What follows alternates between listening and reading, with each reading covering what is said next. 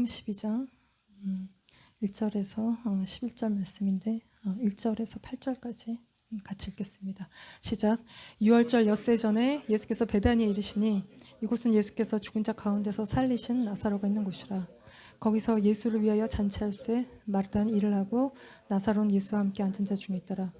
마리아는 지극히 비싼 향유 곧 순전한 나드 한 간을 가져다가 예수의 발에 붓고 자기 머리털로 그의 발을 닦으니 향유 냄새가 집에 가득하더라. 제자 중 하나로서 예수를 잡아줄 가룟 유다가 말하되 이 향유를 어찌하여 300데나리에 팔아 가난한 자들에게 주지 아니하였느냐 하니 이렇게 말하면 가난한 자를 생각함이 아니요 그는 도둑이라 돈깨를 맞고 거기 넣는 것을 훔쳐가미로라. 예수께서 이르시되 그를 가만두어 나의 장래할 날을 위하여 그것을 간직하게 하라. 가난한 자들은 항상 너희와 함께 있거니와 나는 항상 있지 아니하리라 하시니라. 아멘. 네. 오늘은 예수님의 발에 값비싼 향유를 부은 마리아의 이야기인데 우리가 다 알고 또 중요하기 때문에 사복음서에 다 기록되어서 각자의 관점에서 기록되어 나오는데 이 마태복음 26장 또 마가복음 14장에는 향유를 머리에 부어요. 그리고 오늘 요한복음 12장과 누가복음 7장은 발에다 붓고 그리고 마태 마가는 이 여자를 이름 없는 한 여자라고 기록하고 있는데 누가복음도 이름이 없지만 죄를 지은 여자, 죄 많은 여자 이렇게 기록하고 있다는 것이죠. 그래서 우리가 이제 보통 막달라 마리아로 이렇게 이해하고 있는데 그래서 막달라 마리아가 창녀다. 근데 성경에는 막달라 마리아는 예수님 일곱 귀신을 쫓아준 또 예수님 부활하신 걸 처음 보았던 이렇게 여인인데 어쨌든 이게 마리아가 너무 많아요 성경에. 그래서 철수 영희처럼 그냥 흔한 이름이기 때문에 많은데 이 누가복음 7장에 죄 많은 여인이 막달라 마리아인지는 모르겠습니다. 성경적 근거는 없고 그냥 죄 많은 여자를 기록하고 있으니까 우리가 창녀로 보는 것이 좋을 듯한데 그러니까 누가복음 7장에 나오는 이 이야기는 좀 다른 마태, 마가, 요한과는 초점이 좀 다르고 관점이 다르고 예수님 사역 초기에 있었던 이야기이고 오늘 말씀 마태, 마가 또 요한복음에는 예수님이 돌아가시기 전 일주일 전 그러니까 6일 전에 이제 있었던 사건인 것이죠. 그래서 우리가 오늘 본문을 보면서 좀 궁금한 것은 마리아가 왜 이렇게 비싼 걸 갖다가 부었을까? 그리고 또 예수님이 이게 장례를 준비한 것이라고 말씀하셨는데 마리아는 이거를 다 알고 부었는가? 우리가 그런 게 좀 궁금합니다. 그래서 이 1절 말씀을 보시면 같이 읽읍시다. 유월절 엿새 전에 예수께서 베다니에 이르시니 이곳은 예수께서 죽은 자 가운데서 살리신 나사로가 있는 곳이라. 그러니까 유월절 엿새 전, 6일 전, 6 days before the Passover. 그러니까 예수님 패스오버에 돌아가시죠. 1월 14일이고 6일 전이면 1월 8일쯤 되는 그때에 예수님 베다니에 도착하셨는데 그러니까 지난번 11장 죽은 나사로를 살리시는 것으로 그러니까 실제적인 예수님의 사역은 이제 끝이 났고 12장부터는 이제 예루살렘에 죽으시기 위해서 왕으로 올라가시는데 그때 그 전에 베다니에 들리신다는 것이죠. 그 이유는 예수님의 순환사 그런 것에 대한 기록이에요. 그래서 오늘 말씀 이후에 12장 11절부터 예수님이 예루살렘에 올라가시는데 그 전에 베다니에 들리신다는 것입니다. 근데 지금 예수님이 어디에 계시다가 베다니로 가고 계시냐면 11장 우리가 지난번 끝부분으로 돌아가서 보시면 예수님이 나사로를 살리신 사건 이후에 그 사건이 막 이렇게 바리새인들에게 알려졌다는 것이죠. 그래서 많은 유대인들이 예수님을 믿었는데 어떤 사람들은 이거를 바리새인들에게 가서 다 얘기를 했다는 것이죠. 그래서 이 때문에 대제사장 바리새인들이 이렇게 공회를 열게 되는데 이게 이제 사내들인 공회인 것이고 이게 대제사장들이라고 돼 있지만 가야바를 이야기하는 것이고 그리고 사두개인 바리새인들 이렇게 모여서 한 70명 합치면 71명이 모여서 이게 이제 이 사태를 수습하기 위한 회의가 이제 열렸다는 것입니다. 이게 이제 사내들인 공회가 모든 이스라엘의 결정을 모든 것들을 결정하는 모임인데 모여서 예수님이 이 많은 표적을 행하신 것에 대해서 그들이 우려를 보이고 그들의 걱정의 내용이 뭐였냐 하면 11장 48절을 같이 봅시다. 만일 그를 이대로 두면 모든 사람이 그를 믿을 것이요 그리고 로마인들이 와서 우리 땅과 민족을 빼앗아 가리라 하니. 예. 이게 이제 그들의 두려움의 내용이다. 그러니까 모든 사람이 예수님을 믿을 거라는 것이에요. 그러면 로마인들이 와서 자신들의 땅과 민족을 빼앗아 간다. 이게 그들의 두려움의 내용이고 충분히 개연성이 있는 걱정거리입니다. 정말 이런 일이 일어난다면 이 유대 지도자들이 누리고 있었던 모든 기득권이 다 빼앗기는. 지금은 로마가 식민지를 그냥 자체적으로 운영할 수 있도록 그들 리더십을 세우는 간접 통치 방식을 쓰고 있는데, 만약에 예수님을 중심으로 이게 마카비처럼 그 메시아로 여기고 어떤 혁명이 일어난다면, 메시아 운동이 일어난다면, 로마를 대항해서 일어난다면 분명히 로마 군들이 들어와서 이 모든 것들을 진압하고 직접적인 통치로 들어갈 것이고, 그러면 그러니까 이 모든 유대 지도자들이 누리고 있었던 기득권들이 다 빼앗기는, 그러니까 내가 사냐, 뭐 내가 죽냐, 네가 죽냐, 뭐 누가 사냐의 그런 상황. 그러니까 이스라엘이 지금 막다트려져 있는 정치적인 현실. 예수님 나사로를 살리시고 완전히 정말 메시아로 급부상하시면서 그들 안에 일어난 여러 가지 정말 그 직면한 현실이다, 위기라고 느끼는 상황이다 하는 것이죠. 그래서 사내들인 공회가 모여서 이거 어쩌지 저쩌지 막 이러고 있는 상황인데, 그때 대제사장이었던 가야바가 이게 안나스의 사위이고 안나스의 후임이죠. 그러니까 아론의 그러니까 족보도 없는 막 세워진 대제사장입니다. 그가 어떤 뾰족한 수, 신의 한 수를 내놓는데 그게 무엇입니까? 예수님을 죽이자는 거예요. 그래서 11장 50절 말씀을 보시면, 한 사람이 백성을 위하여 죽어서 온 민족이 망하지 않게 되는 것이 너에게 유익한 줄 생각하지 아니하는도다 하였으니.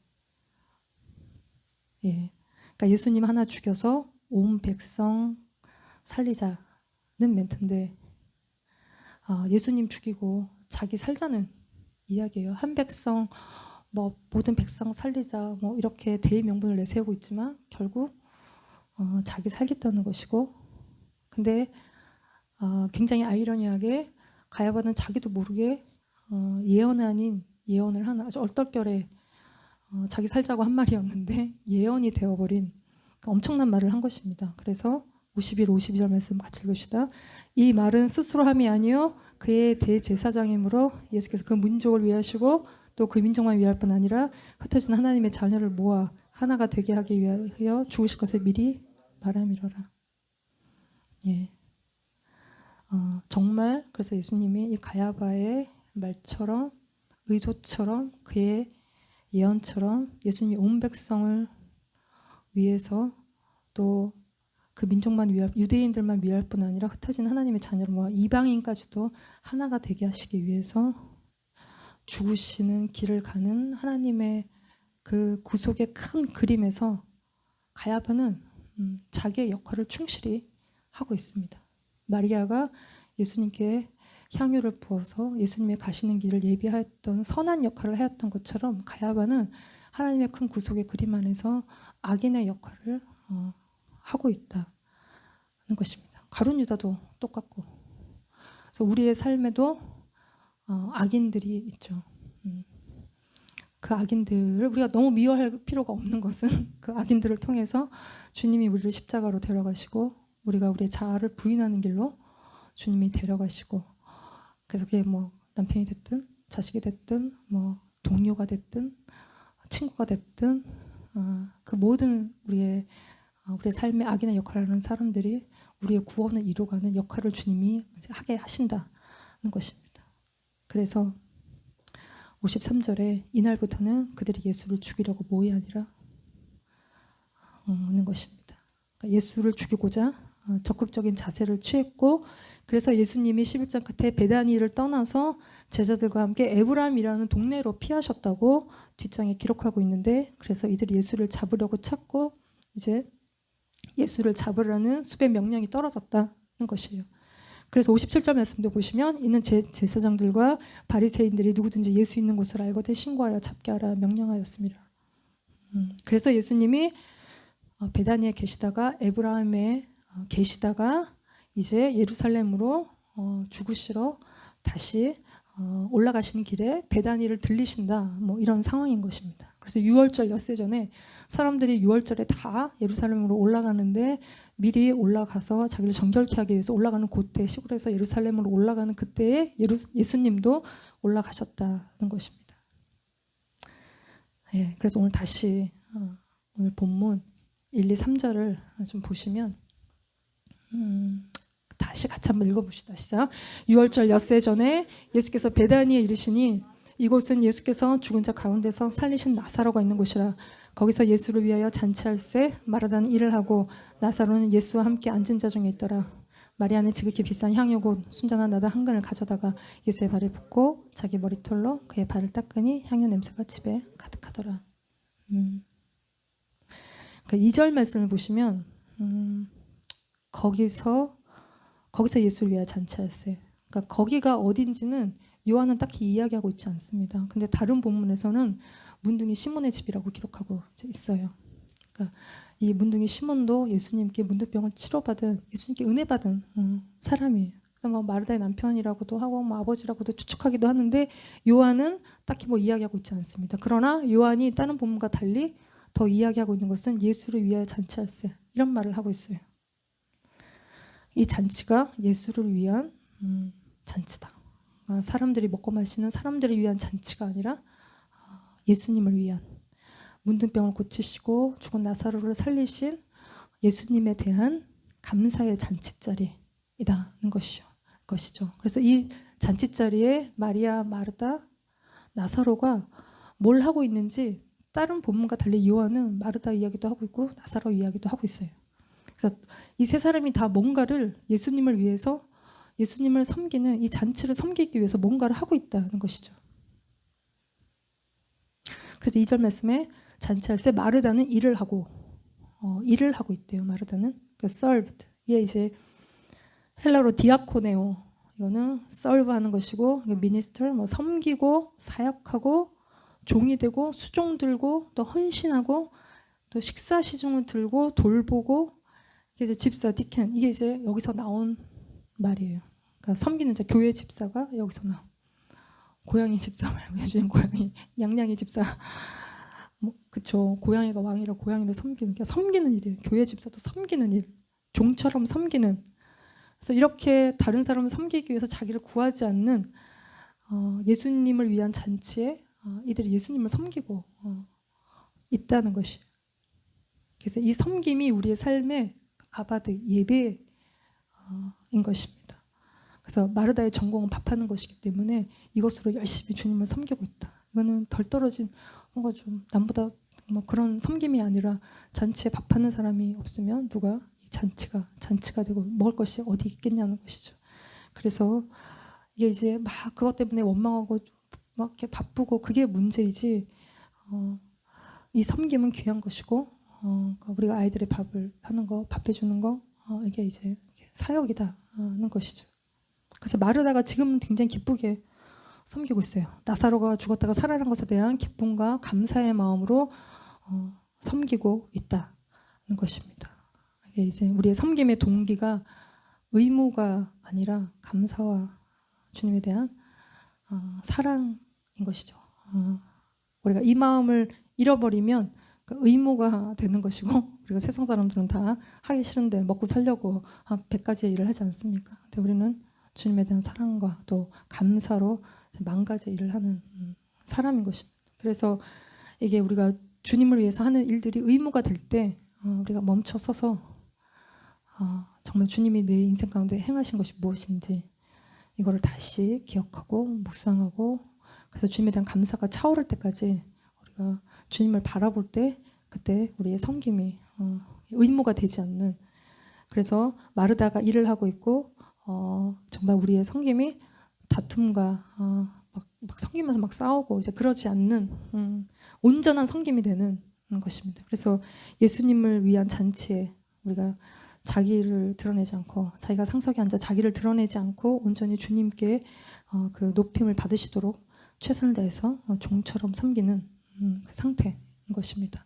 그래서 나사로가 죽었다가 살아난 이후에 마르다는, 그러니까 예전에도 성격상 잘 섬기죠. 마르다는 잘 섬기는 여자입니다. 그러나 우리가 우리의 성격으로 섬기면 성격이 나오죠. 힘들면 성격이 나오게 돼 있어요. 그러나 지금 이 마르다는 주님을 위하여 입을 꼭 닫고 열심히 성숙하게 싫은 소리 하지 않고 주님을 섬기고 있는 그 섬김이 주변에 많은 사람들을 공급하고 주변 사람들을 편안하게 하는 그 성숙한 섬김을 하고 있다는 것입니다.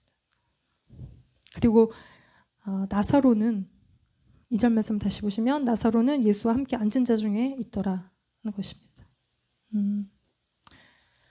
성경에 나사로는 말이 없어요.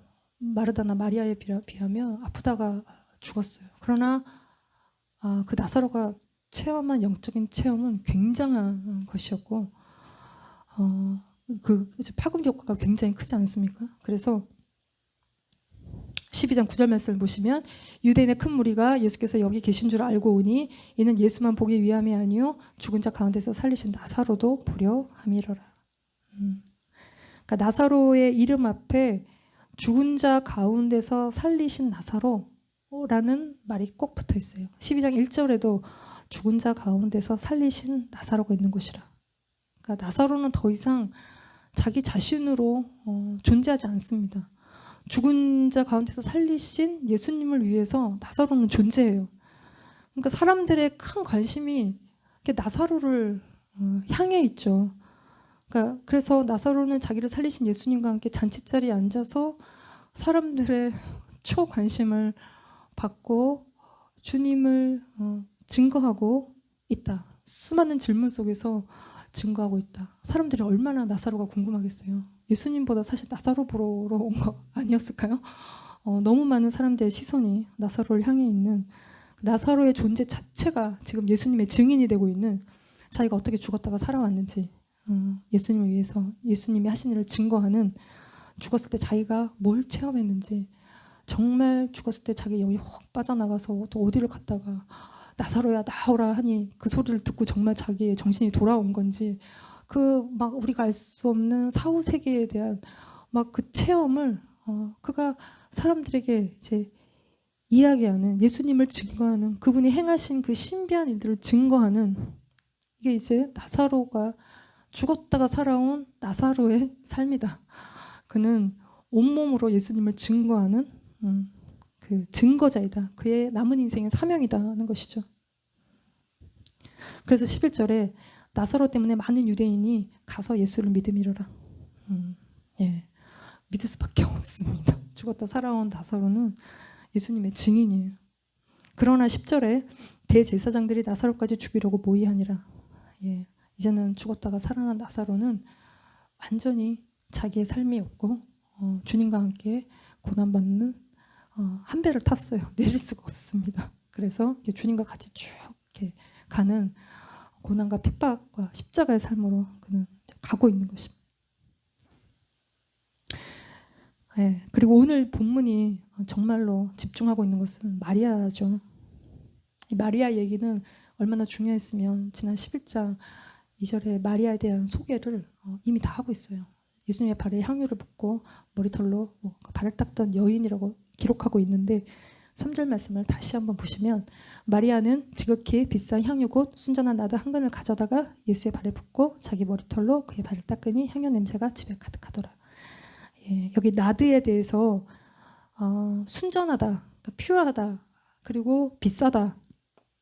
그래서 얼마나 비싸냐 하면 5절에 300데나리온이라고 이제 기록하고 있는데 이게 왜 이렇게 300데나리온이나 하냐 하면 from 히말라야 산인가요? 그래서 거기다가 순전한 퓨어한 그러니까 한 방울 한 방울 이렇게 받은 이렇게 짠 그 아주 비싼 고급 향료다는 것이에요. 그래서 중동 지방은 덥고 물도 없고 그러니까 이 향수를 많이 쓴 거죠. 그래서 손님이 오면 발 닦이고 이 향유를 이렇게 한 방울씩 떨어뜨려 준 것인데 마리아는 이 비싼 나드를 한 근이면 340g인데 이거를 이제 굉장한 이 양을 이 마리아가 아주 통 크게 다 쏟아붓는 그러니까 이게 300데나리온은 당시에 1년치 노동자의 임금이고 지금으로 굳이 계산을 하자면 3, 4천만 원에 해당하는 아주 값비싼 이거를 예수님께 통 크게 한 켠에 다 쏟아부었다는 것이죠. 아니 왜 이렇게 많은 걸 다 쏟아 부었을까? 이게 이제 가룟 유다가 이걸 보면서 하는 질문인 것입니다. 이게 너무 심하게 예수님을 믿는 게 아닌가? 너무 광적인 게 아닌가? 뭐 이렇게까지 다 쏟아 부어야 되나? 뭐 이런 질문이 나오는 상황인데, 이 기름 부으심의 의미는 이렇게 연회 때, 파티 때 귀빈들에게 이거를 이제 이렇게 발랐던, 또 구약의 기름 부음은 왕, 제사장, 선지자들이 기름 부어 세울 때 머리에다 이거를 이제 부었죠. 그리고 또 장례 때 시신을 깨끗하게 씻어서 거기에 기름을 발라서 장례를 치렀다는 것이에요. 그래서 마리아는 예수님을 메시아로, 왕으로 높이는 것이고, 그의 머리에 기름을 부으며 그는 왕으로서 메시아로 예수님을 높이고 발에 향유를 붓는 것으로 예수님의 장례를 그냥 준비하고 있다는 것이에요. 그래서 그 발에 붓고 자기의 머리털로 예수님의 발을 닦았다는 것이죠. 머리털은 여자의 영광인 것입니다. 머리털은 영광이에요. 그러니까 머리가 소중한 것이죠. 머리는 가장 머리가 소중하죠. 그래서 그것으로 발을 닦이는, 자기의 가장 귀한 것으로 가장 예수님의 천한 발을 닦이는 것, 이것이 예수님 앞에 자기를 겸손히 낮추고, 그리고 예수님을 완전히 높이고 자기를 완전히 내려놓는 마리아의 모습인 것입니다. 그래서 이거는 또한 예수님의 죽음을 애도하는 것이, 우리를 위해서 죽으시는 예수님께 그 향유보다 귀한 주님께 그 가장 값진 향유를 쏟아붓는 그 마리아의 주님을 향한 겸손, 사랑, 헌신의 마음이다 하는 것입니다. 그래서 마리아는 더 이상 뭐 예수님이 계셨으면 오라버니가 죽지 않았겠나이다, 뭐 이런 얘기를 하며 울지 않습니다. 마리아는 예수님이 어떻게 죽었다가 살아났는지를 분명히 자기 눈으로 목도했고, 그래서 자기의 생각, 믿음의 한계를 뛰어넘어서 주님이 어떻게 역사하시는지를 보았고, 그 모든 시간들을 통해서 뼈를 맞추는 고통, 우리가 뼈가 어긋나 있으면 그걸 맞출 때 굉장히 고통스럽습니다.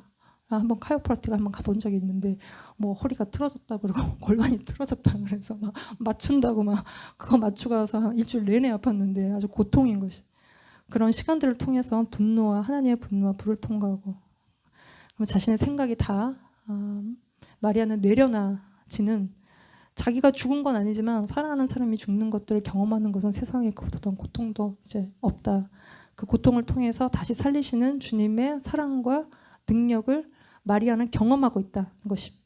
그러니까 주님은 꼭 우리를 어둠 가운데 그냥 확 내버려두고 방치하는 것 같지만, 주님은 아주 타이밍 적절하게 아주 중요한 순간에, 결정적인 순간에 오셔서 살리신다. 이거를 마리아가 경험했다는 것이죠. 그래서 그 시간을 통해서 마리아는 자기가 다 내려놔지고 주님으로 완전히 충만케 되어지는, 그래서 주변 사람이 보이지 않고 주님만 보이는 그 상태가 된 것입니다.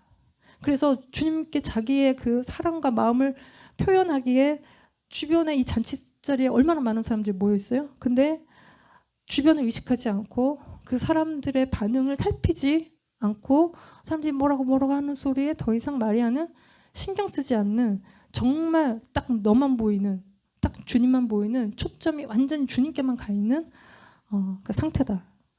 그래서 자기의 그 주님께 자기의 전부를 다 마리아가 드리고 있다는 것이죠. 이게 마리아가 가진 전부이고 마리아의 온전한 마음이라는 것입니다. 근데 이제 마귀는 우리의 이런 마음과 생각을 분산시켜요. 그래서 아깝지 않냐? 사람들이 뭐라 그럴 텐데. 그러니까 우리가 사람들이 뭐라 그러지? 뭐라 그럴 것 같은데, 이런 생각이 들어오면 우리의 마음과 생각이 완전히 분산되기 시작한다는 것입니다. 그러나 우리의 헌신이라는 것은 거기에 집중하지 않는 것입니다. 사람들이 뭐라고 하는 소리에 우리가 집중하지 않는 것이 주님을 향한 헌신인 것입니다. 그래서 더 이상 마귀가 뭐라고 하는 것에 신경 쓰지 않고 듣지 않고 허용하지 않는다는 것입니다. 그래서 마가복음 14장 3절에 보면 마가복음만 기록하고 있는 이야기가 있는데 3절 말씀 보시면 예수께서 베다니 나병 환자 시몬의 집에서 식사하실 때에 한 여자가 매우 값진 향유 곧 순전한 여자 한 옥합을 가지고 와서 그 옥합을 깨트려 예수의 머리에 부었다는 것입니다. 옥합을 깨트렸다고 마가는 이야기하고 있어요. 그러니까 그 병의 입구가 이렇게 이제 마개가 막혀 있으니까 그거를 깨서 깨질 때 거기에서 그 안에 있는 향유가 흘러넘쳐서 온 집안에 그러니까 냄새가 향기가 퍼져나가는, 그래서 예수님을 향기롭게 하는 그분의 고난과 죽음에 동참하는 그 향기를 뿜어내는 것입니다. 그러니까 이것과 똑같은 이야기를 아가서 1장 12절에 말하고 있는데 같이 봅시다. 왕이 침상에 앉았을 때에 나도 기름이 향기를 뿜어냈구나. 왕이 침상에 앉았을 때 이 침상이 우리의 영의 깊은 곳입니다. 우리의 영의 깊은 곳에 주님이 계시다는 것입니다. 그래서 그분 앞에 우리의 죄된 거, 나의 나된 것이 다 녹아질 때 거기에서 주님의 그 향기가 우리 안에서 뿜어져 나온다는 것이죠. 그래서 우리의 깨어진 그 자리에 예수 그리스도의 생명이 그 침상에 우리의 영의 그 깊은 곳에서 흘러나오는 것입니다. 그래서 우리가 들고 온 그 향유가 깨어질 때 그 온방 가득 그 향유 냄새가 가득한, 이거는 나의 향기가 아니라 예수께 드린 예수님을 향한 내 안에서 그 깨어진 틈을 통해 흘러나오는, 주님으로 충만해서 흘러나오는 내 안에 그리스도의 향기다는 것입니다.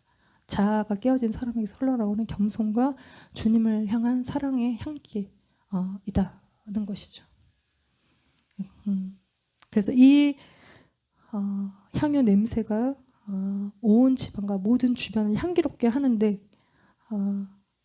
이 순간에 4절 말씀을 보시면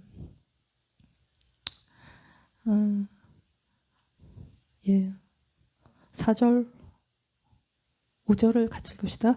제자 중 하나로서 예수를 잡아줄 가룟 유다가 말하되 이 향유를 어찌하여 300데나리온을 팔아 가난한 자들에게 주지 아니하였느냐 하니, 이게 이제 분위기를 확 깨고 있는데 가룟 유다에 대해서 설명하기를 예수를 잡아줄 가룟 유다, 예수를 배신할 가룟 유다.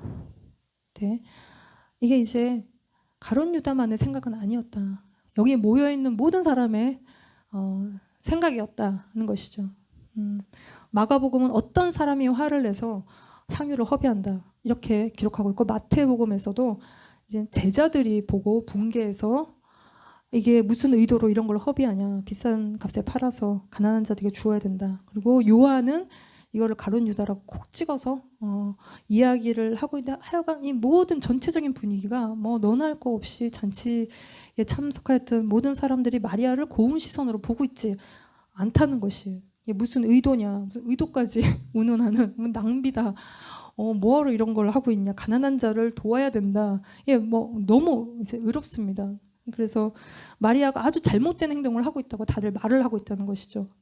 이게 이제 그들의 판단, 교만, 자기의, 이게 정말 예수님께 별로 감사한 게 없는 사람들에게서 나오는 반응이다. 나의 나된 것은 다 내 노력이다. 이렇게 말하는 사람들의 반응이라는 것이에요. 그래서 아무도 이 통 큰 마리아를 이해하지 않아요. 그리고 이런 분위기를 막 조장하고 있는 가룟 유다는 절대 의로운 사람이 아니다. 이게 위선이죠. 가난한 사람들을 위하는 멘트를 하고 있지만 그 마음에는 가난한 사람을 위하는 마음이 없다. 우리가 위하는 마음 없으면서 위하는 척하는 게 이게 위선인 거예요. 이게 히포크리트인 것이죠. 그거에 대해서 성경은 알짤없이 6절에 말하기를, 이렇게 말하면 가난한 자들을 생각함이 아니요 그는 도둑이라 돈깨를 맞고 거기 넣는 것을 훔쳐감이라라.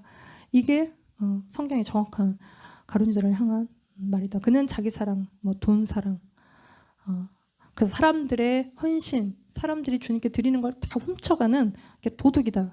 그러니까 마리아가 이거를 돈으로 바꿔서 3천만 해야 되는 돈을 냈으면 이게 다 가지고, 이게 엄청난 돈인데 이게 얼마나 화가 나겠어요. 이게 대노하고 있는 이제 가룟 유다는 돈을 사랑하고 주님을 사랑하는 마음이 없는, 주님을 사랑한다면 주님께 드리는 것이 아깝지 않는, 우리가 자식을 사랑하니까 우리가 벌어온 돈 자식이 다 써도 아깝지 않고 내가 너 주려고 번다 그러면서 우리가 돈을 벌지 않겠습니까? 그러니까 사랑하는 마음이 없기 때문에 계산하고 아까워하고 그리고 그 주님을 사랑해서 헌신하는 사람들의 헌신을 우리가 신랄하게 비판하는 이게 이제 우리 속의 반응이기도 하고, 그리고 끝없이 아끼고 계산하고 자기를 위해서 펑펑 쓰면서 다른 사람이 쓰는 것을 신랄하게 비판하는. 근데 이제 솔직히 웃긴 것은 이건 마리아 거지 않아요? 마리아가 무슨 봉금을 갖고 이렇게 횡령하여 뭔가 이렇게 갖다가 붓고 자기만 칭찬받는 것이 아니라, 이거는 마리아가 자기가 아끼고 모아둔 전부 가진 것의 전부인데, 근데 사람들은 왜 이렇게 비난하냐는 것이죠. 그러니까 헌신하지 않는 사람들은 헌신하는 사람들을 꼭 비난하는 것 같습니다. 그래야 자기가 정당화가 되기 때문에, 자기의 헌신하지 않음이, 자기의 이기심이 이렇게 덮여지기 때문에 사람들은 그러는 것 같습니다. 그래서 100점 맞을 수 있는데도 빵점 맞은 사람들은 다 빵점 맞을 수 없었다고 이야기를 한다는 것이죠. 100점 맞은 게 이상하다는 것이죠. 다 자기를 합리화하는, 이게 이제 위선이고 악한 것이라는 것입니다. 그러나 예수님의 시선은 가룟 유다와 완전히 다르다는 것이, 예수님은 절대 그렇게 생각하지 않으시는데 7절 12절 같이 읽읍시다. 예수께서 이르시되 그를 가만두어 나의 장례할 나를 위하여 그것을 간직하게 하라. 이 여자가 내 몸에 이 향료를 부은 것은 내 장례를 위하여 함이라. 내가 진실로 너에게 이르노니 이 온 천하에 어디서든지 이 복음이 전파되는 곳에서는 이 여자가 행한 일도 말하여 그를 기억하리라 하시니라. 예, 마태복음 26장 말씀도 같이 읽었습니다. 마가복음도 예수님은 마리아를 변호하세요. 어찌 너희가 그를 괴롭게 하느냐. 그가 내게 좋은 일을 했다. 내 장례를 준비한 것이고 복음이 전파되는 곳에 함께 말하여 기억하게 하라는 것입니다. 그러니까 마리아는 자기가 한 행동이 이런 결과를 가져오는 것을 알고 했을까? 그분에 대한 감사, 사랑을 넘어서 이게 예수님의 장례를 준비해야지 이렇게 생각하고 마리아가 했을까? 근데 예수님은 장차 사람들의 손에 넘겨져 죽고 3일 만에 부활할 거라고 3번이나 자신의 죽고 부활할 것을 말씀하셨어요. 제자들에게 알리셨고, 그러나 제자들은 마음이 한자리에 가 있었기 때문에 뭔 말인지 잘 알아듣지 못하였습니다. 그러나 마리아는 예수님 가까이 있었고 주님의 말씀을 항상 듣고 있었고, 또 나사로가 죽었다 살아나는 것을 통해서 정말 예수님 메시아이신 것을 확인하고, 또 계속 예수님이 죽을 거라고 말씀하셨기 때문에 나사로의 그 표적을 통해서, 또 바리새인들이 보이는 반응을 통해서 예수님의 죽음이 가까워왔음을 직감할 수 있었을 거라고 생각하는 것이에요.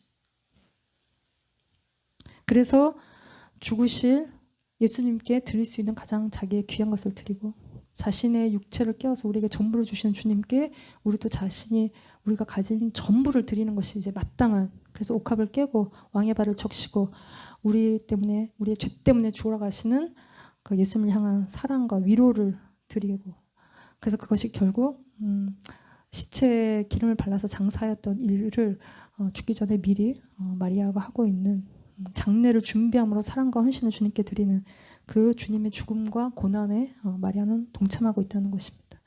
이 마리아가 행한 일이 복음이라는 것이, 복음은 예수님의 죽으심과 부활이고, 그 죽으심과 부활에 우리가 연합하는 것이고, 우리를 위해 죽으시고 부활하신, 그래서 주와 우리의 그리스도가 되신 그분을 위해 사는 삶이 복음인 것입니다.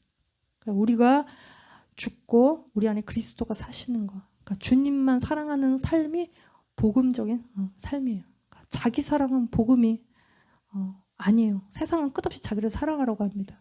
그래서 자기에게 자기가 허구하면서 괜찮아 이런 말을 우리가 굉장히 많이 하는데, 때로는 그런 게 필요하지만, 안 괜찮은 우리 자신을 부인하지 않으면 우리는 예수님을 부인하게 되어 있다는 것입니다. 자기를 부인하지 않으니까 가룟 유다는 주님을 파는 것이고, 베드로도 예수님을 3번이나 부인하는 것은 자기가 죽을까 봐 자기를 케어하기 때문에 결국 중요한 결정적인 순간에 주님을 부인한다는 것입니다. 그래서 복음은 주님의 죽으심과 부활에 연합해서 주님께 온전한 순종과 사랑과 헌신을 드리는 삶을 사는 것, 그럴 때 우리가 더 이상 나를 케어하지 않고 내 자신으로부터 완전히 자유케 되어지는 그런 우리의 온전한 순종과 사랑을 통해서 예수님이 증거되는, 그래서 복음이 전파되는 곳에 이 여자가 한 일도 같이 전하여지는 그것이 복음의 삶인, 우리 또 우리의 예수 그리스도의 죽으심과 부활과 연합하여서 주님을 이렇게 전하는, 그래서 우리의 것이 주님과 함께 복음과 함께 전하여지는 이 복음적인 삶을 사는 저와 여러분이 되시기를 기도합니다. 같이 기도하겠습니다. 우리를 위해 죽으신 향유보다 더 귀한 주님을 사랑하고 주님을 찬양합니다. 우리가 더 이상 우리의 교만과 자기 판단과 자기 의에 사로잡혀 살지 아니하고 우리의 모든 것을 드려도 아깝지 않은 주님을 위해 사는 삶이 되게 하여 주시고 마리아, 마르다, 나사로와 같이 주님을 온전히 섬기고 주님을 사랑하는 삶을 살게 하여 주시옵소서.